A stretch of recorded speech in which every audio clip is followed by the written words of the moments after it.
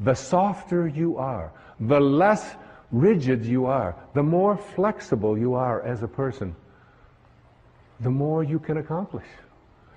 And this is a great way to practice in parenting as well.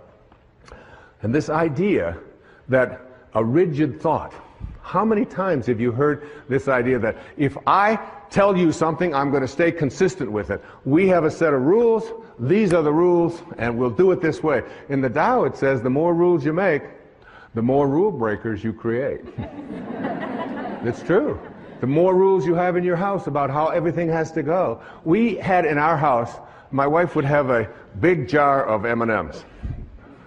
Peanuts, you know, all these different multicolored ones.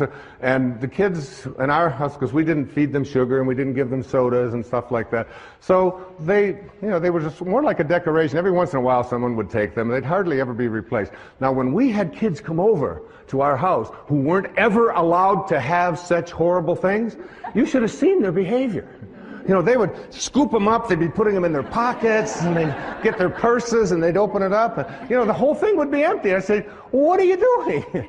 He said, well, you mean you could just have these whenever you want them? I said, well, we don't really have any rules about that. It's just, it's not something that we encourage or discourage. It's just there. It's like Emerson had a wonderful line. He said, a foolish consistency is the hobgoblin of little minds. A foolish consistency, a rigid consistency. So that there are many people who will say, if I say it on Monday, you can be absolutely certain that on Wednesday I'm going to believe the same thing, regardless of what might happen on Tuesday. Now Tuesday might have something real that you might want to be changing your mind.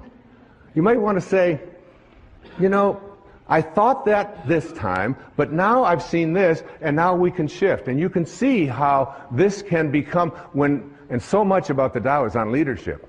Leadership in the family, leadership in the community, leadership geopolitically.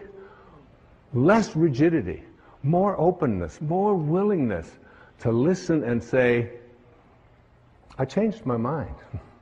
Because a foolish consistency is the hobgoblin of little minds. And what I believed on Wednesday has changed because of what happened on Tuesday. Now, another important thing to say to your children, to your friends, to your lover, to your spouses, to whomever, to the people you work with, words that we're so terrified to say, but which give us a sense of living with the Tao. I don't know. I don't know. I'll look it up. Say it. I don't know. Doesn't hurt. Say it again. I don't know.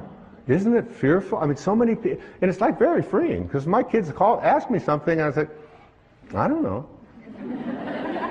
They say, Dad, you know everything. You know everything. I say, well, I don't know that, and I'll look it up, or we'll try to find an answer to that, but I don't quite know. I know that even, you know, I spent 20 years running, and I ran every day for 20 years, for 22 years, without missing a day. 8 miles. Never missed a day. That's rigid, all right?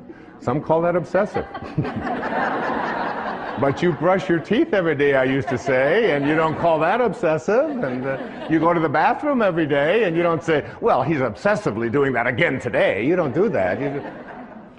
But anyway, what I learned is that even in the world of exercise, there are certain things that are built in to make us rigid, to make us stiff, to make us hard. And we lift, and we run, and we kick, and this is what we call working out. There's another kind of working out that is ancient. It goes back to the time of Lao Tzu and before, which is called yoga. And yoga means union. It means union with your source. And when you do yoga, you can stay in the same place.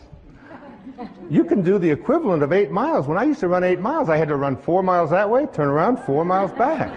And I'd be sweating. Now I can do yoga, and I can just stand in one place. And in 90 minutes, by being supple, by making myself stretch, by not being hard and rigid, I can get that out there, I can get that leg up, I can do these kinds of things, and 90 minutes later, it's like I'm totally sweating, and I feel so different. I used to, when I would go out at night to eat or something, after running so many miles, running marathons and doing those things, I'd go to get up and it would be, okay, it's going to take a little while, right? Because everything was so, that doesn't happen anymore because I've given up hard.